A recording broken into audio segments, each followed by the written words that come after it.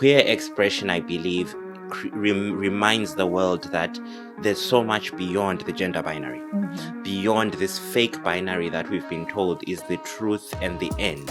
It's like whenever you go to a club and someone is asking you out and then you say, I'm not interested. They keep coming back, you're like, I'm not interested. Then when you say, I have a boyfriend, and I am owned by someone else, then that's when they walk away.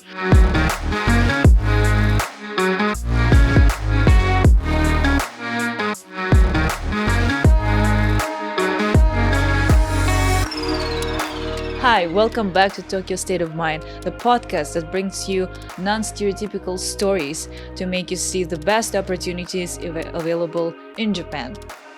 For today's episode, we got a lot of requests. What if we come to Japan and we're like LGBTQ community and what the life is like? And for today's talk, I have a special guest, my friend Josh. So welcome, Josh. Thank you very much for having me. I'm so happy to get to see you here in the studio, and it's actually also an excuse for me to talk to you. Don't we all love excuses to have a chat? Yeah, true. It's good to see you. After a while, it's good to see you. Like I've seen you in action. Now I'm on camera, and yes, I'm glad. I'm happy. Yes, thank you so much for packing my bags 2 months ago. Just like a side gig for Josh. Like he is a professional backpacker. Yes. You can fit anything in a bag. Like I was like, yes, we can put everything in one suitcase. Yeah. It was an ambitious thing, but we did it. You got home. I got home. Exactly. The suitcase didn't burst open. I hope so. Unless there was another Josh to pack it back. Exactly, at the airport. Yeah. My family was very impressed by the quality of packing. They're like, everyone needs Josh around. That's good. That's good. I should charge per hour now. Per item, rather. Yes, or have another podcast about packing. Yes. Packing with Josh. Packing with Josh. So, Josh, what made you pack your things all the way from Netherlands? Well, all the way from Zimbabwe, I guess, to come here to Japan. Share with the people your epic story of coming to Japan. So, epic story starts. Japan was never in the works, right? Of course, growing up, I was like, I liked anime. I was curious about Japan. So I knew Japan existed, but I had never thought of coming to Japan. And then I met one guy in my university. This is during my undergraduate. And he had done an exchange program with ICU, International Christian University. And he was like, oh yeah, this is great. You should try Japan. It's fun. The program was in English because I thought, okay, the programs will all be in Japanese. But he's like, oh, his exchange was in English. And then I thought to myself, do I want to apply to a university with the word Christian in it? No. So I was like, okay, let me avoid that. In hindsight, I think I should have gone there because later on we'll talk about it. But I really, really like the professors there because I took courses with them and I was like, these are great people, But when I was much younger, I was like, nah, no thanks. So I started the application process soon after my bachelor's. And I knew I didn't have money. I was in Zimbabwe, broke. My parents were working for the government. That is literally no money there, right? And then I was like, okay, the best thing I can do is get a scholarship. So I spent 6 months. I applied to 23 universities and 18 scholarships. I got 3 partial scholarships. I got 3 fully funded scholarships. So the fully funded ones, one was for SOAS in London. The other one was for the Netherlands, Erasmus University. And then I had one for Japan, right, with United Nations University. So then I was like, okay, I need to now make a decision because, I now have all these opportunities. Now I need to make a decision. So then I thought, okay, where is my heart leading? Where am I going to shine? And then I picked the Netherlands. So then I sent to SOAS. I was like, sorry, can't make it. Sent to United Nations University. Sorry, I can't make it. Then I went to the Netherlands. So while I was studying in the Netherlands, then United Nations University reached out. This was, I started in September. They reached out in November and were like, hey, we really liked your application. Would you be interested in deferring? And I thought, okay, I come from the global south. Mhm. We don't have options like this. Let me just say, as my mother said, never say no, just say yes. You can say no later, but just say yes. So I said, okay, cool, I'll defer. And then they're like, oh, we don't know if we're going to give you a scholarship. And I was like, okay, I'll cross the bridge when we get there. Then in April of 2020, when the whole world went crazy and everything shut down, and we thought it was the apocalypse. It was in some Yeah, way. right? Still there. Then they were like, hey, we had a chat and there's money for you. So we can still offer you the scholarship. And I was thinking to myself, why not? What a wonderful word. What a wonderful, the world has gone insane, and someone is saying, we can give you 2 years, we can pay your rent, we can feed you for 2 years while the world is still sorting itself out. And I was like, you know what? Yes. So then September, I started with United Nations University while working on my thesis for my first master's. Bear in mind, this was a master's in the Netherlands and a master's in Japan. So At the same at the time. same time, with an overlap from September to December. That's crazy. Yeah, I did it. It happened. I Oh did my it, yes. God. The energy, I don't know where I got the energy from. So then now, fast forward now, December, I'm moving to Japan. I've packed my bags. Japan had opened like a leeway for students to come in. So my university was like, quickly jump in. And I packed all my bags, got on a flight, came to Japan. Literally, day after my quarantine in Japan, I was graduating in the Netherlands. So I was online graduating. So yeah, that's how I ended up here. Wow, what an epic story. It's like crazy for you graduating here while starting. Did you even take the time have a time for a break or No, no, I don't feel like I've ever had a break because soon after high school, I took, I think, a month and then I was at university, 4 years. Then after that, I graduated in June. Then July, August, and then up until the end, I was applying for a master. So that's again still more work. It's still more academic writing. And then now I'm in Japan again. And so since then, I haven't really had a moment where I haven't done anything academic. It's I just been see. a run throughout.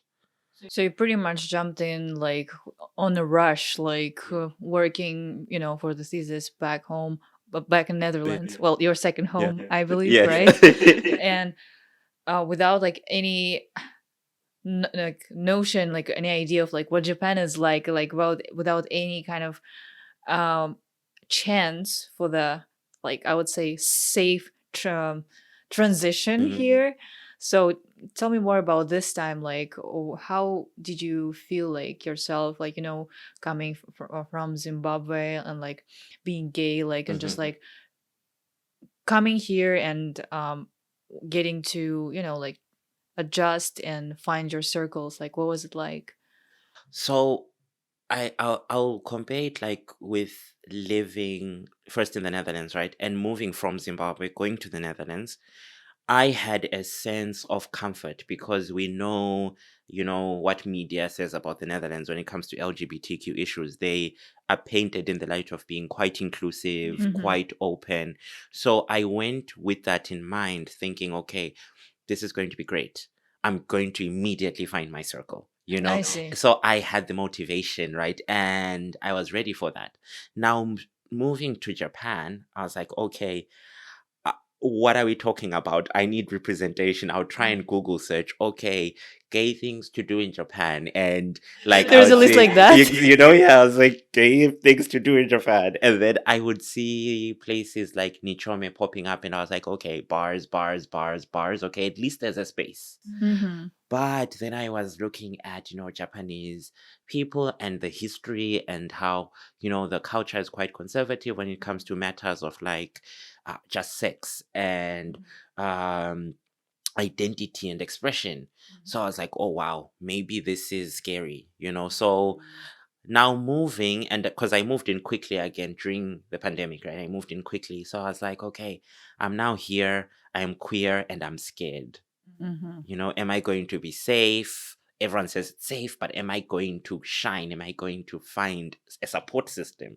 Yeah. So initially it was uncomfortable when I arrived, but later on, having, living at least in an international space, meeting international people who are queer and not queer, who are allies, and those who didn't know they were allies, but like started asking questions and became allies, it started creating a social network for me, a social system.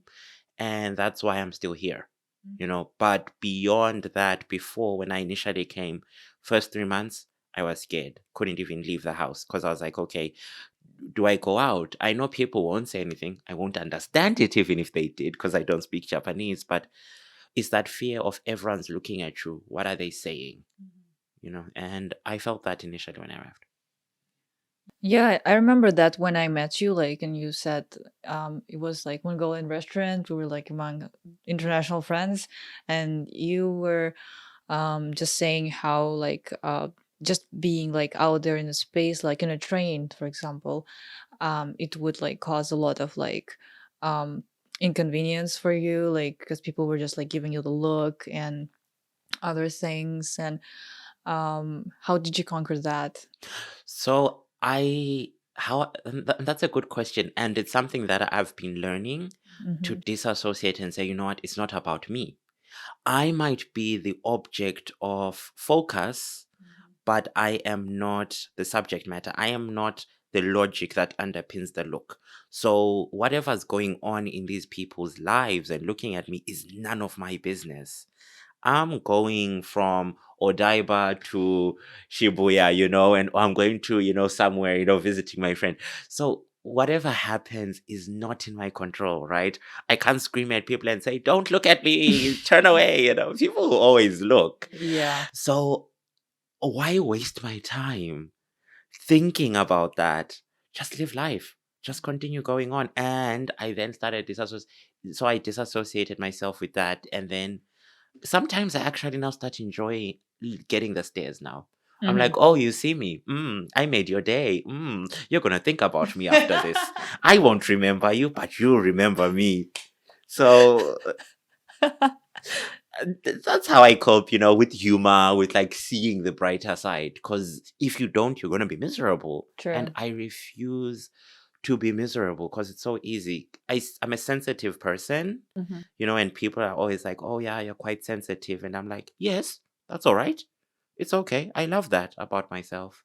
And learning to use that sensitivity to myself and be kinder to myself. That's what has kept me alive on trains.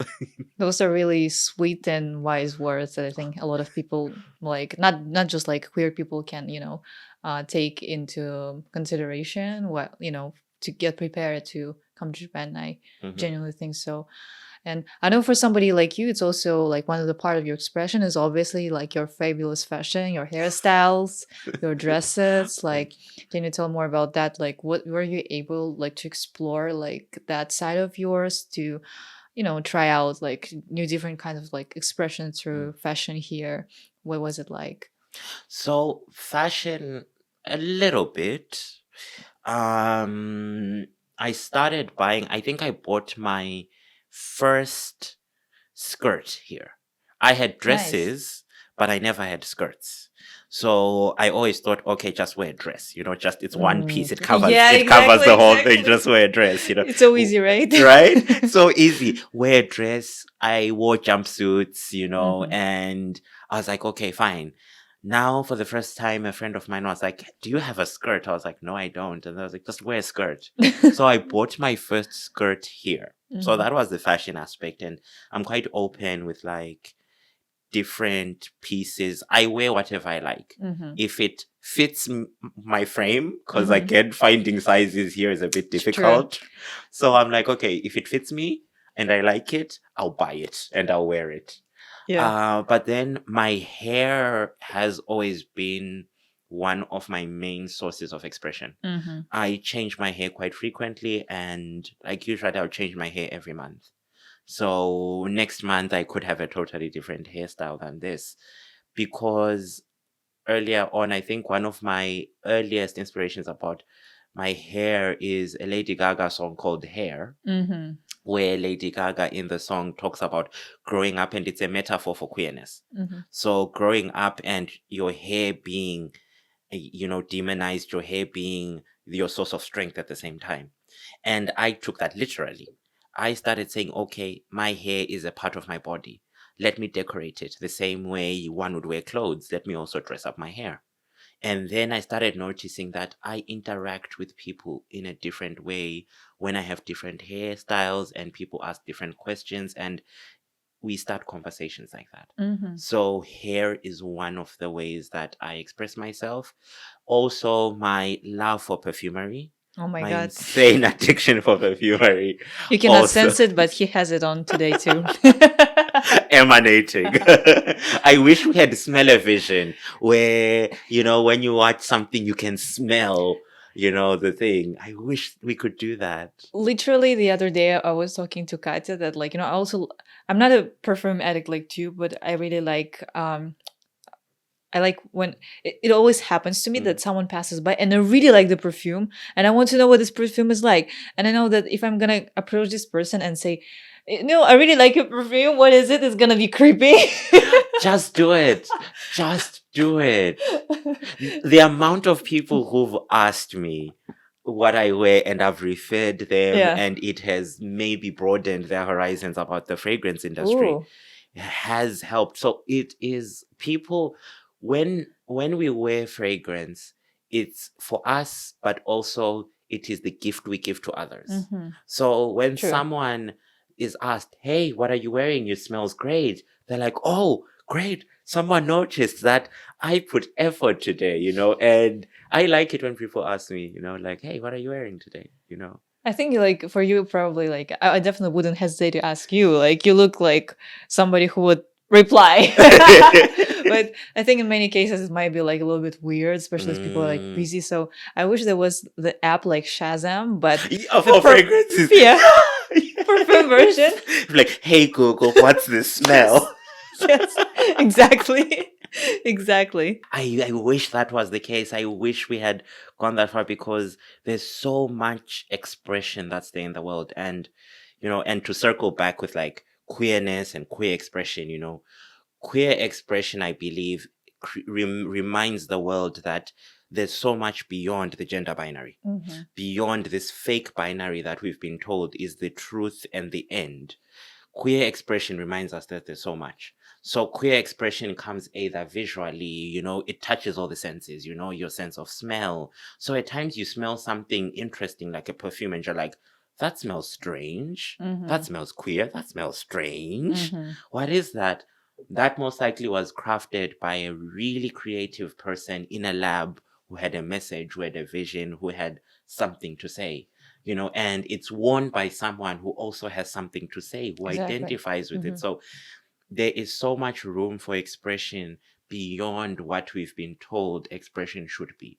And I feel like being queer, and to see it even here with the queer community in Japan, there are so much room for expression here. You see people dressing up, you see people going out to the club decked out in makeup and enjoying themselves. That expression reminds the world that there's so much more than this boring binary we've Hmm. been stuck in. I see. Mhm. Yeah, I really like how you bring this parallel with queerness and the perfume. And I actually binged one on your like podcast, like the episode about perfume, and I was like, And I was listening that in a gym. Yay! Thank God, someone listened to it in the gym. And it was quite nice, like, to um hear all your parallels that you Uh-huh. bring, because um you know, I feel like that, again, just as you said, like, there's so much more, like, beyond the genders. And Mhm. um the perfume is like, is also a way to, you know, to describe that, also to express your way of, like, just being you, right? Mhm. And the other question, like, you also mentioned that here in Japan, like, there's so much, also, you know, people um get to see, like, a lot of expression of yourself. um I want you to educate me on that, because, like, you know, when I just arrived to Japan and I went to Nichome, and as a my perception as of a straight person of this Mhm. place is like, this place is so happy. Mhm. Like, Mhm. I've never been to, like, in my country, for example, it's not, there's no space like that, for sure. I mean, they're pretty much, like, I know that there are gay bars and stuff like that, but I've never been there, and I know that they're, like, under secrecy. But here is, like, it's a whole district, right? Mhm. It's a Mhm. whole district. And as a female going there, like, and just as a person, like, in general, like, when I go there, I just love the energy. I just love how people are, you know, they're happy, but it's not like fake happy. It's Mhm. just like free, I guess. Mhm. Maybe that will be the word that I describe this. So I'm very interested to know, like, your perception of this place. Mhm. And, like, because you also been, like, to other countries, like, and you have encountered their queer communities in other Yeah. places. So what are your thoughts about that? So, thanks for that. Let me try and circle it around. So I think the first thing is when you are a queer person, and even when you're not queer, maybe queer adjacent, or you're thinking or cognizant about queer issues, right? The moment you see a queer symbol, for example, the pride flag. So you go to Nichome, you're walking, you've never been there. Mm-hmm. The moment you see that flag, you get a sense of, okay, weight off my shoulder. Mm-hmm. I know this. I feel safer here. There is someone I can relate to. There's something I can relate to here. And I feel why we feel so much freer, apart from the fact, of course, it's a bar, there's alcohol involved, so of course people feel more, freer when they drink. But it's the idea of what the space symbolizes Mm-hmm. that also facilitates the freedom, because you get into the space and know, okay, I have allies, I have other queer people here. You get on a train, you don't know who's queer, who's not. You go to the supermarket, you don't know. We don't have stickers on our foreheads, right? So Mm-hmm. you never really know. You're sort of moving around in the space where you don't know. But then you get to a space where, wow, physically, these are people, they're having fun. And you think, let me engage in a conversation. And I was there last night, many drunken conversations, about everything, and it's a moment where you can also feel the need to talk about something. I had people talking about their life struggles, people talking about, mental health issues, people talking about how excited they were to start new jobs. And even though it was alcohol fueled, people felt the need to say, hey, there's someone I identify with in some way. Let me share this amazing, terrible, happy, sad story. Mm-hmm. And I feel like I've had the same in other parts of the world. And whenever you see symbols or you identify another queer person, you get a sense of relief and safety. And I feel like for a lot of allies, especially women and men who are allies, or those who even don't identify as male or female, but they're allies, I feel like it's also an inviting space to say, hey, come and explore. I always say to allies, never say, how can you help us? Mm-hmm. We've actually helped you because we have said, hey, come to our space. Mm-hmm. Come be free. Get rid of the binary. Get rid of what you were taught how to be a woman is. Yeah. Come over, have a drink. Tell us about all your naughty stories. So it is our gift also to say, hey, come over. So it's never, how can you help us? It's how we have helped you. That's how I think about these spaces. Now it makes sense why I feel happy there. It's a great space. It's cute. It has its ups and downs. It's not perfect. It's not perfect, of course, but it's a happy space. Yeah.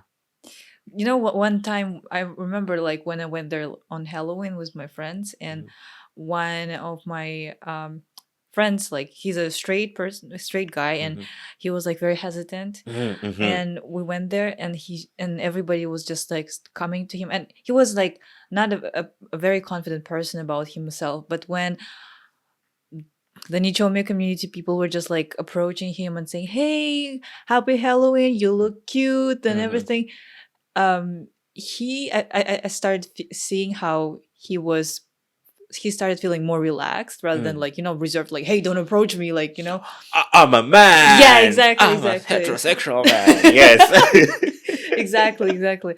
So he was like, "Oh, actually this place is nice," like, even though, well, he was groped a couple of times. Not about that. But what happened, and he was coming every time when it happened. He's like, "Khamida, 2 times, okay, 2 times. Someone did it 2 times." Next time he comes like, "Someone did it 3 times," and I was like, "Okay, relax, it's fine. We're having fun. It's Halloween. We'll protect you, whatever." And then he lost his wallet in the club.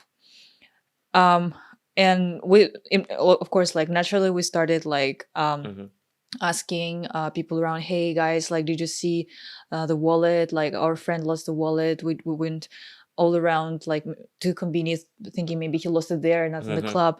And then few minutes later, we come back to the club, and there's this guy coming, "Hey, I found your wallet." And another guy comes, is like, "You will not believe what happened." Basically, one of the guys in the club just said, "Hey guys, like, turn off the music. One of our brothers lost the wallet." Like, that's what happened, actually. Cute. Yes, they stopped the music, they stopped the whole thing, and everybody started searching for the wallet. And the guy got it back, and he was so happy. He's like, I forgive you for groping me and everything. You guys are amazing. Like, that what happened. So it's like, I don't know, like, how much of that is also like a part that it's Japanese culture. People like are very polite, and they also want to they also don't touch other people's things. If you lose wallet, nobody will take money out of it and run away, right? It's like they'll bring it back. But anyways, like, that was one of the experience that I had in Nichome. Was pretty It's fun. a lovely adventure. And I feel like from what you've shared, you get like the best of both worlds. You get the terrible stuff. You have the groping. That happens. We can't ignore that. Once people get drunk, they get a bit wild. Yeah. But then also you have this room and space for kindness. True. Right? Where someone is like, hey, they don't know this person's sexuality, but they're like, hey, there's a reason why this person is drinking with us. Let's be kinder to this person. Yeah, he's our brother again. Right? Exactly. Let's be kinder to this person. And that's the thing. Like, so places like Nichome, I feel like they are a good starting ground for people who are coming in, who want to see, queer lifestyle, who live maybe in countries where queer expressions are not allowed. And then you move to Japan and say, okay, let me experience this. It's a great start. Now I'm like, okay, we now need more than that. After you've gone to Nichome sometimes, now we need more. How can we give you spaces of interaction on a Tuesday afternoon? On a Thursday, how can we give you community without having to just resort to, let's go to the bar, let's go to the bar, let's go to the next club. So Nichome is a lovely start. From Japan, I want to see more spaces, that celebrate, queerness and allow people to come in and ask questions and, have a chat. Were you able to find any spaces in Japan that don't involve drinking? Because as a normal person, like, you don't want to drink every day, right? Like, sometimes you just want a conversation, a nice chat, or like some activity that doesn't involve like getting wasted, right? So were you able to find something like that where you could like also communicate it in a safe space but without alcohol? Well, Personally, okay, without alcohol, completely without alcohol, there are spaces, but unfortunately, because pandemic, people are not meeting in person. Mm, But there's the Meetup app that I use, and I'm in two meetup groups, and we have meetups online. One is like this queer empowerment forum where we just have meetings and we just make each other feel great. that's We nice. have scholars, like we have a lovely couple who pioneered the queer rights movement essentially in the US, and they're part of the group, and we just love talking and just talking about all that and our contributions. There's another group for trans and gender non-conforming individuals because I identify as gender non-conforming. My pronouns are Mm-hmm. he, she, they, Josh, like whatever, all of Our them, fabulous Josh. all of them. So it's really nice to have those spaces. I wish we didn't have the pandemic because I know those spaces would have Mm. translated to physical spaces. I've met people from those groups in person, Mm-hmm. so that's great.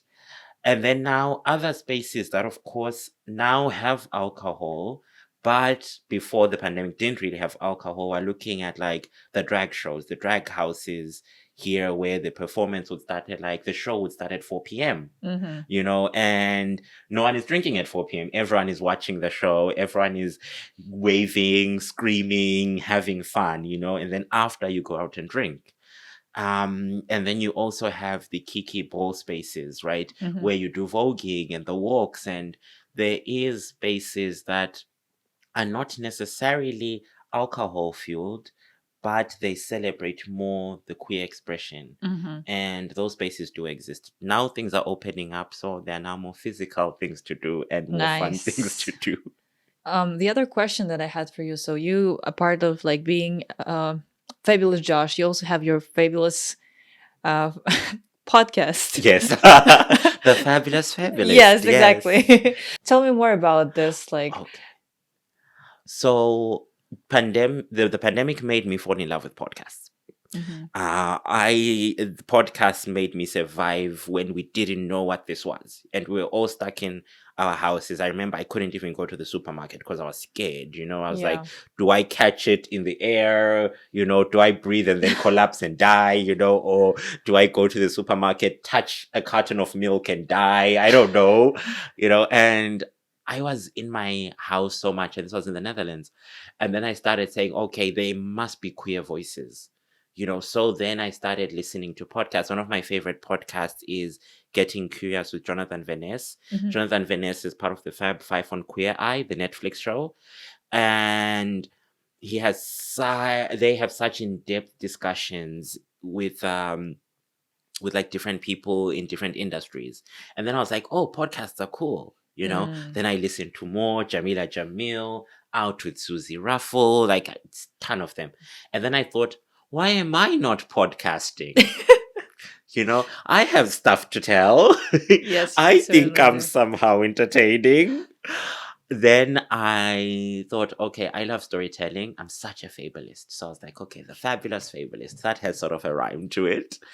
And then I launched the podcast. And then I just have a few episodes. Still thinking of restructuring, of course, and making it more friendly because now I'm really into movies, really into Mhm. queer entertainment. Mhm. So thinking of branching out more into that. But yes, I started the podcast, really like it. I actually started it here in Japan. Didn't podcast in the Netherlands, but when I arrived in Japan, scared in my room, remember those first Mm. 3 months, I was like, okay, I'm scared.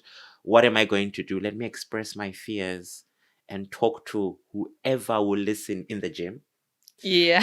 in the supermarket, buying milk or wherever. Let me just share this and someone will say, oh, I get that. Mhm. So that's why I did it. I did get that actually. Like, I really liked your appreciated your story of when you were talking about the ownership. Oh, good Oh my Lord. god, like that was such a good story.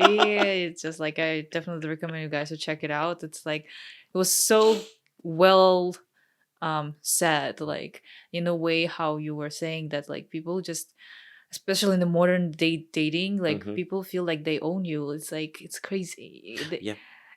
And I think not just only like queer people go through it, Yeah. women have gone through it for millennia, where your body is not yours, it's someone else's body. Your autonomy is not yours, it belongs to someone. You always exist to have someone. It's like whenever you go to a club and someone is asking you out, and then you say, I'm not interested. They keep coming back, you're like, I'm not interested. Then when you say, I have a boyfriend, Yeah, and I they am they owned by someone else, then that's when they walk away. yeah. Why should I pin my existence, my no, to another person? So then I started to think about it, and also my experiences being queer and dating around the world, and realizing that in some relationships, I was owned without me knowing. Literally without me realizing it. So that episode was accumulation of this grand realization that sometimes it's you experience it, and sometimes you don't realize it until you are a year into the relationship and realize I never had autonomy in this. Mm-hmm. Scary. It is. Mm-hmm. It is very scary. And I can say that actually it happened probably like a couple of times with me and Katya going to the club and some weird people just like coming to us and we would say, okay, we're a couple, get Right, out. get away from me. So we were just like, Can you not see? We are lesbians. Get away. yeah. So we had to become a lesbian couple for a day. So they just like Imagine why we do this. And it gets worse on apps because I feel like even on apps, we are unfortunately still in a time when, remember, the internet started being a thing in the 2000s, Yeah. right? So we're still 20 years on, it's still fairly new. We still believe that our internet identities are different from our physical identities. Mhm. So now when you're chatting to someone on an app, that person can be as terrible as they want to be because they've disassociated their real personality with their digital personality. Yeah. Therefore, there's a lot of abuses you can go through on a dating app where someone says, send me some naughty pictures of yourself. And you're like, Mhm. no, why not? You know, what's wrong with you? You know, and you get into this argument and you're like, Yeah. hey, you are not this person to your mother. You are not this person to your friends. True. You know, who are you? But so there's a lot of room for dating apps to even be much better, for how we communicate on apps to be so much better. But you know, we still have to lie and say, oh, I'm a lesbian. The amount of times I've had to fake being a girl's boyfriend, I'm like, who's believing this story? Or the amount of times my straight male friends had to be my boyfriends. Ridiculous. We shouldn't be doing that. Yeah, I think it's ridiculous for sure. Mhm. It's like why? Why do you have why is it a legit reason for people like to stay away, right? Like just no is not enough. It's that's You have ridiculous. to be owned, yeah. Yeah, you have to be You owned. can't be alone. So I think there should be a separate like this discussion is like just so deep and like and big and like there should be a separate episode for that only, you know? It's like We can have a whole podcast on it. there should be a Me Too movement for Yes, that, yes. right? Have you experienced unwanted harassment? Hashtag me too. Yes. Imagine like you have not been to Japan Mm-hmm. ever and you're about to come. So like you're talking to George that was supposed to come is coming to Japan, like, and what would you say like to that George like about like, you know, what kind of like life hacks would you give like about your life in Japan? So I you know, I feel like us and like our viewers are really into like, you know, those like Mm-hmm. life hack advices. So if you could give some of those, that'll be cool. Okay.